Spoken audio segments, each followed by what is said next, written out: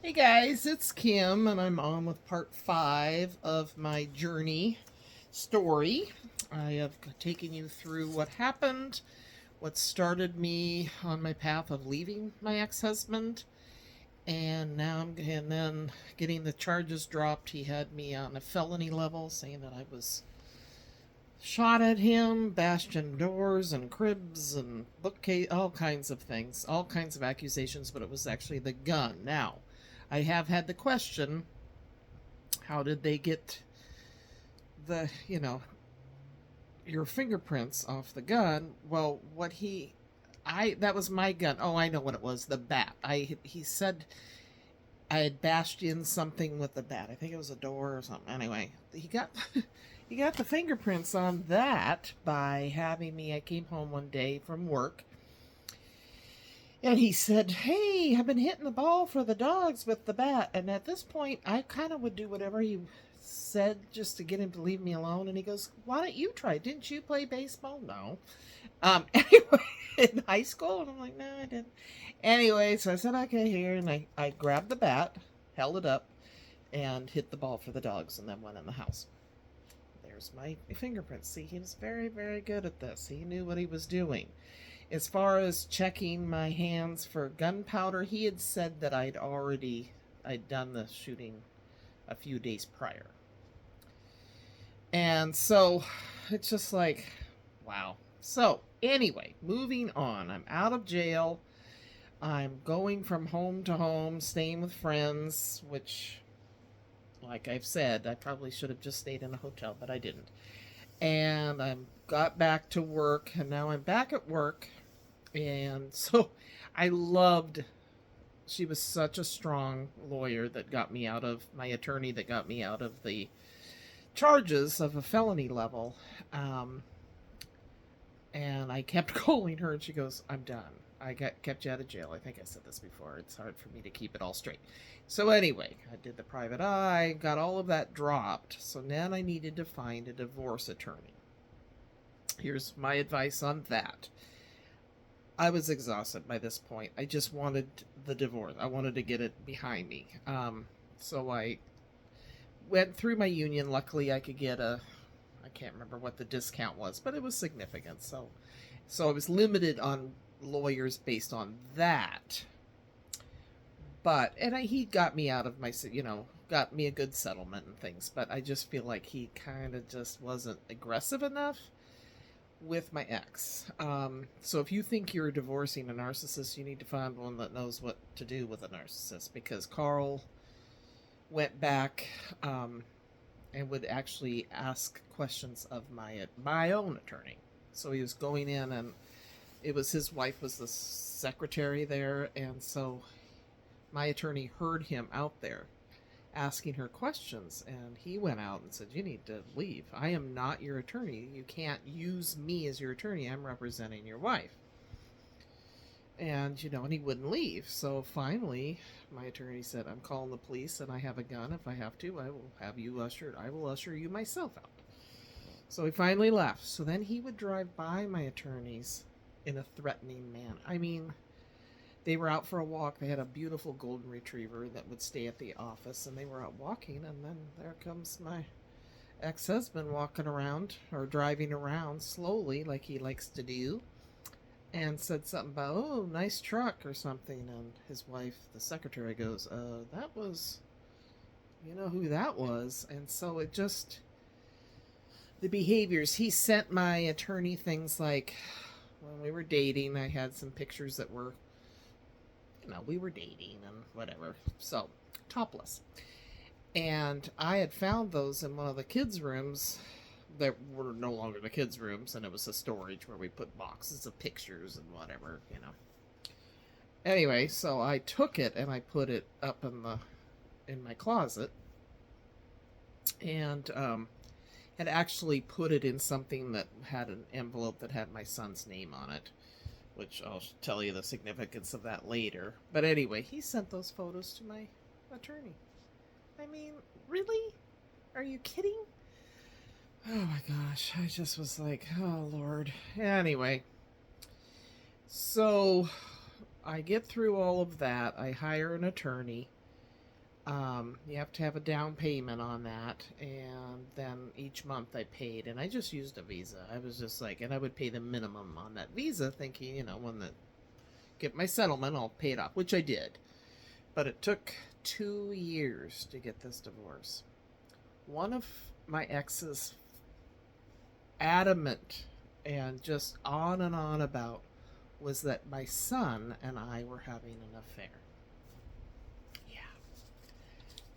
Based on he was getting tracking my texts through my phone. We had, of course, the same phone, bill or whatever, and I guess it shows, if you want, the texts and who they're to and all of this. So he was seeing, and well, my son and I, my oldest and I, were in a frantic throughout this whole situation, and would be texting, and I'd say, oh, he wouldn't, or calling, based on our text and calls, and they were a lot, that we must be having an affair. And so it just, oh my gosh. Anyway, which is disgusting. And no, of course, we were just, my son and I were, he was worried about me and this whole situation, so of course. We went in for, I finally got restraining orders, and each of us got a restraining order. It wasn't hard. Now, here's the deal with restraining orders if you don't know. So, you sit out in a lobby waiting your turn to go in for your court in front of a magistrate. It's not really a judge, I don't think, but mine was just a magistrate. Anyway, and you go in front of her, but while you're waiting, you're in that waiting room with the person that you're afraid of, so much afraid that you want to get a restraining order, right? You're with them, basically. You're out there in the lobby with them. It's just like, oh my gosh. Luckily, usually he was late. I don't know. Anyway, but so, and then you go in, you state your case of why you're doing this and why you want the restraining order.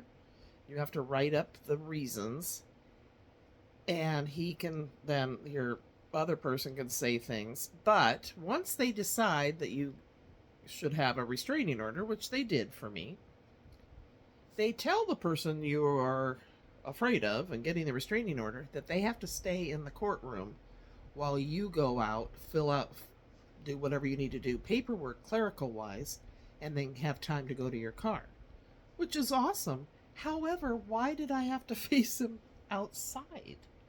It's like, oh my gosh. It's a horrific thing to get a restraint. It's not as easy as everybody thinks. And it's stressful. Each of my kids got one, which was hard. But once we would say, like my son said, she goes, well, why do you think you need one? And he told her, well, he thinks I'm having an affair with my mom. Boom. She goes, okay, you need a restraint. I mean, and she looks at my ex and says, is this true? And he goes, yeah, it's true. I have documentation of. So how I figured that out was I was at work, and I kept getting these things from Verizon saying, somebody's checked on your phone. And I said to Margaret, I think he's going to discontinue my phone, or I'm not going to have my phone. So she said, we're going to Verizon. Well, that's when I figured out that he had been tracking me. So I got a different, a separate phone bill. I had it sent to me. I separated from that. So get everything you can separated. As far as luckily, we did not have the same checking account. About a year before all this started, he was tired of my spending. He spent on other things, but we won't go there. Anyway, so I came home one day and he says, hey, I think we should go to the bank and have separate checking accounts. And I said, and I don't know if I said this before, but it's important to get your own. If you think there's any rocky business going on in your life, get your own, even if it's something he doesn't know about. In our case, he knew, and then we've divvied up the bills, which I was assuming he was being honest, but we'll see. Anyway, doesn't matter.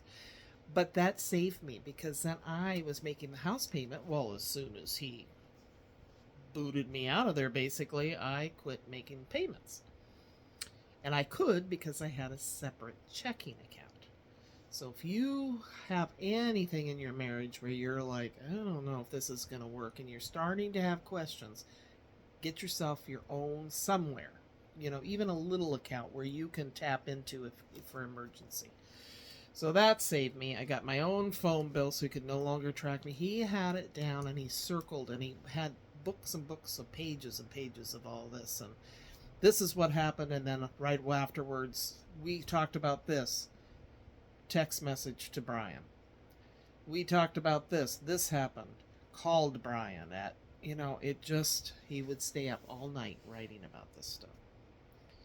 So it got to the point where, and I ended up getting, also when this first started and I was out of the house, I was very afraid for my life. I mean, if he could go to that length, what else was he going to do?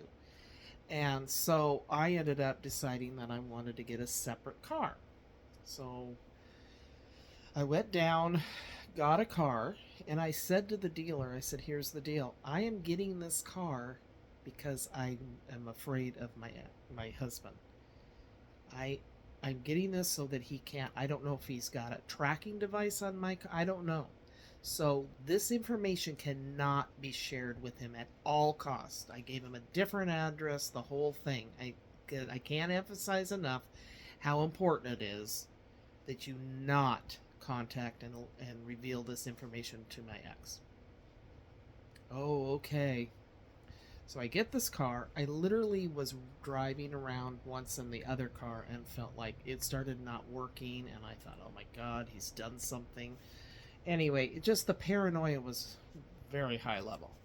So I get this car, and I also got a wig off of Amazon. And I would drive around with this wig on, especially when I was leaving work, because I thought he could follow me from work.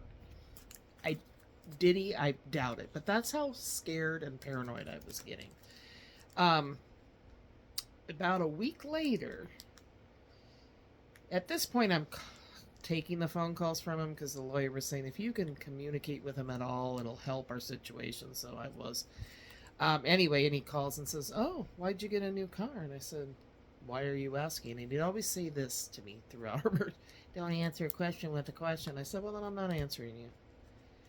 And he goes, well, I said, how do you know? And he said, well, the dealership sent a check to me, to the house. And I saw, and I opened it. It had your name on it, but I opened it. He used to always open my mail, drove me nuts. But anyway. And so they said that they had overpaid or overcharged you, and they sent a check for the overcharge. So they send this where I told them not to. So I called the dealership, and I talked to the manager, and I said, well, here's what happened. Here's why I bought the car. Now that's really of no use because he knows about it now. It had all the information, the license plate, everything on there. Oh my God. I said, if I get killed by him, it's on you. And of course they apologize and things, but it's like, are you kidding me? So anyway, that's to the level of fear I had. So I took out a loan. I've got this car. I'm wearing a wig. I'd have people walk me to my car because there was a parking lot alongside the school that was kind of behind it. And, he could have been hiding. He didn't, thank God. But I didn't know. I mean, that's how high my stress level was. So once I got the charges dropped, I needed a place to live. And I didn't know what my situation was going to be, so I thought, I can't afford much. I mean, at that point, I didn't think of, my brother-in-law told me to quit paying the house payment. I was like, oh, okay. But anyway, so I was in the teacher lounge, and a gal came up to me and said, I've heard of what's happening. And I said, I just don't know where I'm going to live. What am I going to do? Where am I going to go? And she said, and this is how it all fell together so well, and God was looking out for me, for sure. And she said, well, actually, my mom has a room that she rents out on top, and she's looking for someone to rent her room. And I'm like, really, here in this Lake, Lake Stevens? I go, oh my gosh.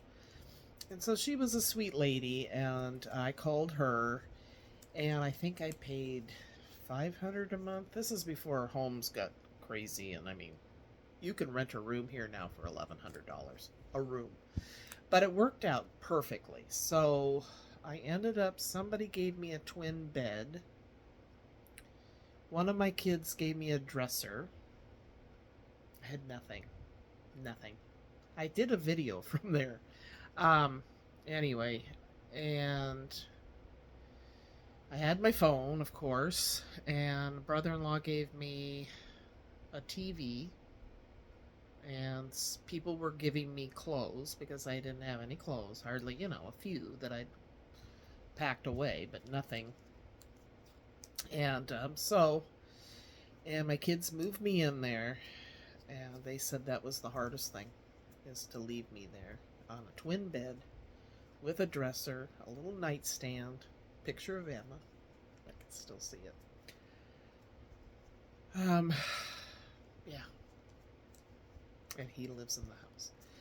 Now, I've been asked, why didn't I take the house? I think once you hear this situation, you're realizing why I didn't take the house. One, it was on 5 acres.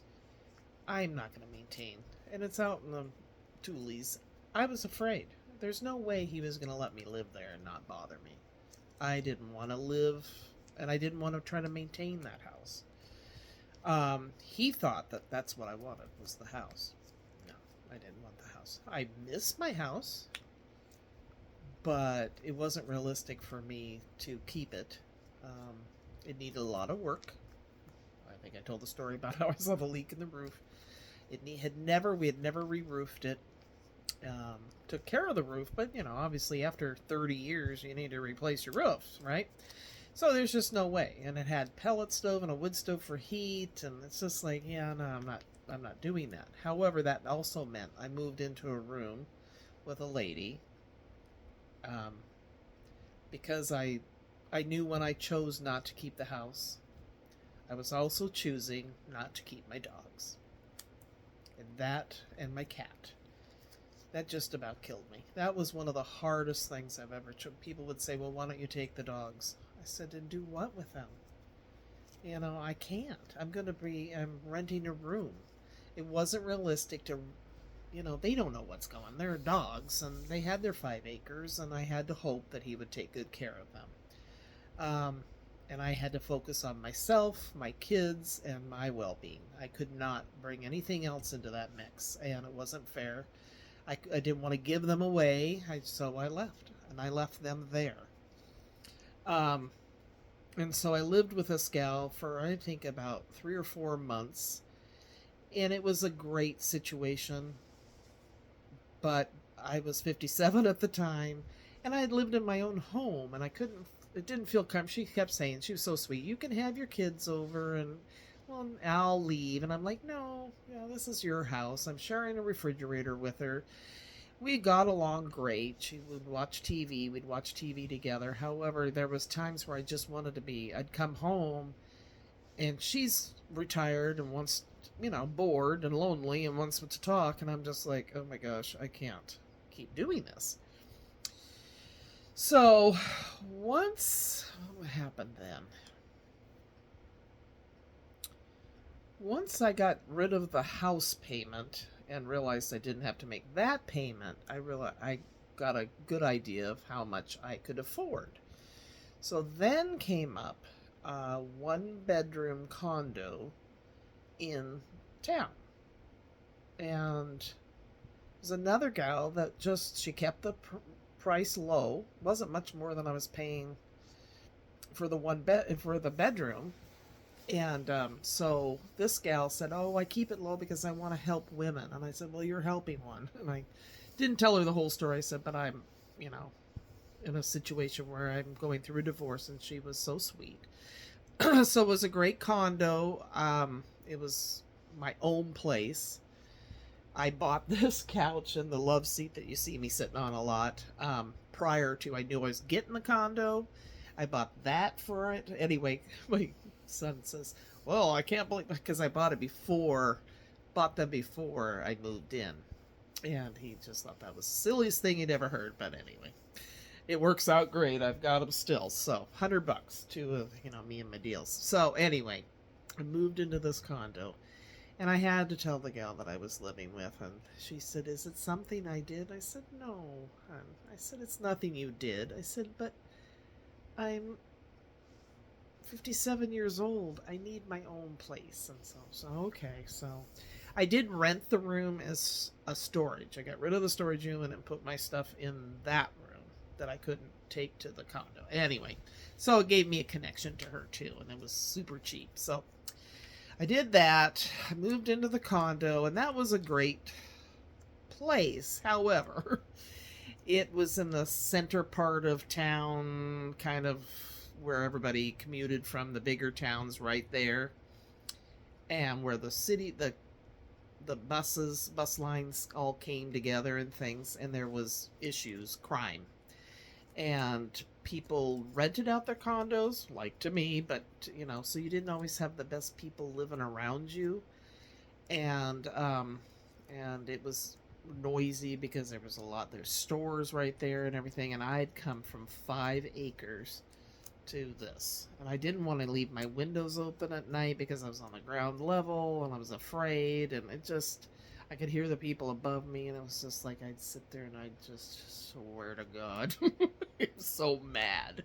One time I don't know why, but I had this red rug, and I had a Dollar Tree broom in my hand, and I'm sweeping so hard I broke the broom handle. I still have it. Anyway, because or I would just crumble and cry because my life was just up, and I didn't know what I was going to do.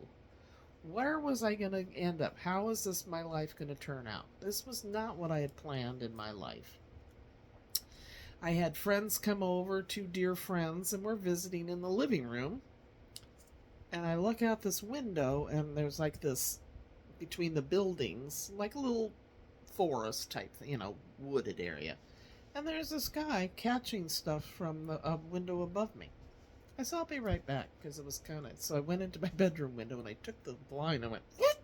And he goes, "Oh!" And I go, "Get out. Keep moving." They were passing drugs to him. It's just like, oh my God. So, I lived there for maybe 8 months. And it wasn't a bad deal, except you had to walk through the bedroom to get to the bathroom. And it just wasn't still feeling like home. And again, there was a SWAT team one day, went out to go for a walk, and there was another condo that with drug dealers in it. And oh my God, I was just like, yeah, I gotta get out of here. So, and then I found this place, and this has been a true blessing. It's near, I'm close to my kids. I'm in a place that should be big enough, but me and my shopping, it isn't. But everything has fallen into place for me. Now, as far as the divorce goes, he continued to communicate with me and tried to convince me at one point that we didn't need lawyers. He would be fair. I said, "No." Fair? Are you kidding me? None of this is fair. So no, I don't trust you. And I'm keeping my lawyer. So that really ignited a fire under him. He was very, very angry about that. He did not get his own lawyer for quite a while. And it went on for 2 years. The last 6 months of it, I believe it was, it had all been settled. It's like, what are you fighting? He did not want to grant me a divorce. Really? So finally, the judge who had started with this way back when it was me on the felony, it was the same gal every time, and she finally said, "I am done. You put her in jail. What did you think was going to happen? But yet you want her to stay married to you. She can get a divorce because she wakes up in the morning and decides she doesn't like your color of your eyes. You cannot make somebody be married to you."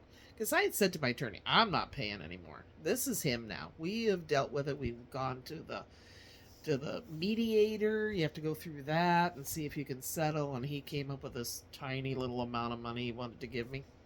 Yeah, no.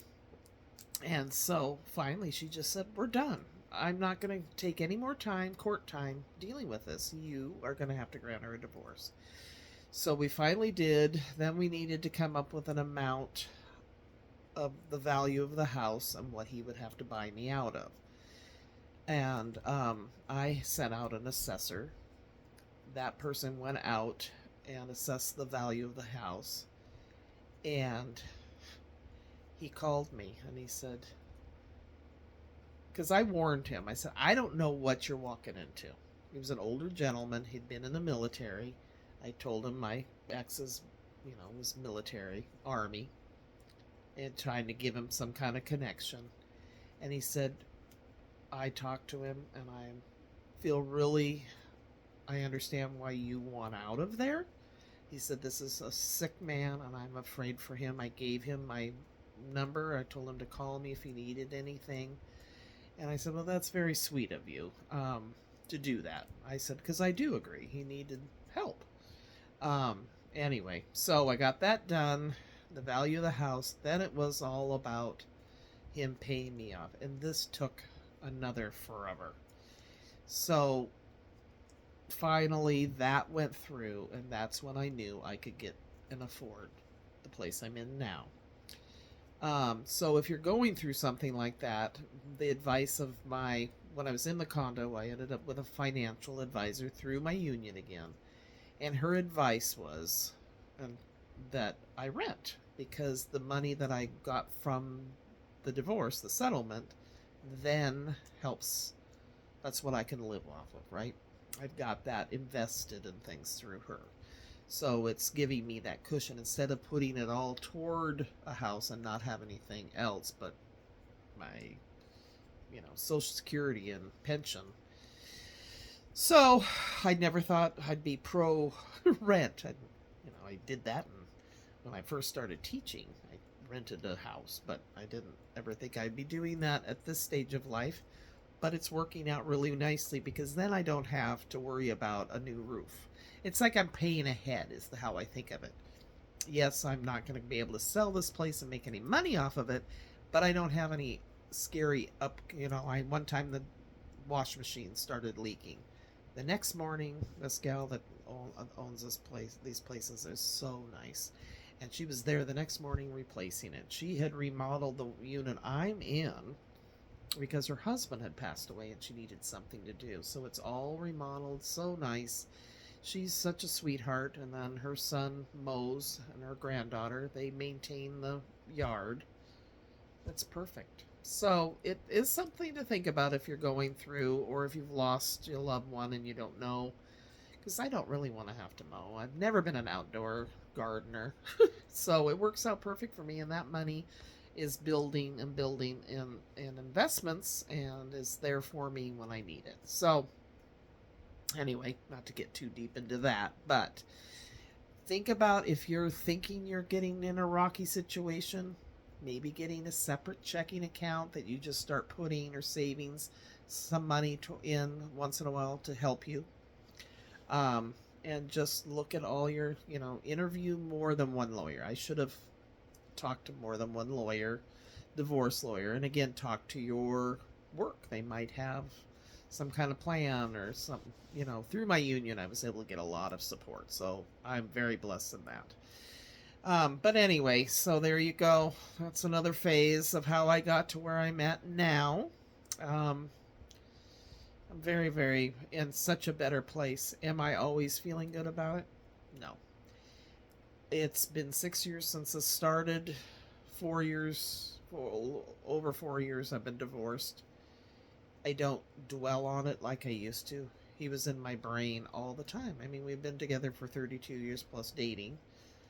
And just trying to sort out that man from the man that I married and thought he was. And, we had a lot of good times. So I've did counseling. Don't hesitate to get counseling. But it does get better. Every day is a little easier.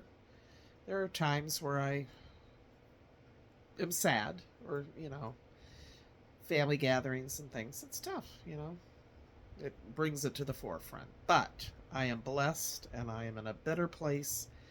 And I hope that this video has helped you in some way. Make sure you're watching out for you and take care of yourselves. All right, you guys. Take care. Bye bye.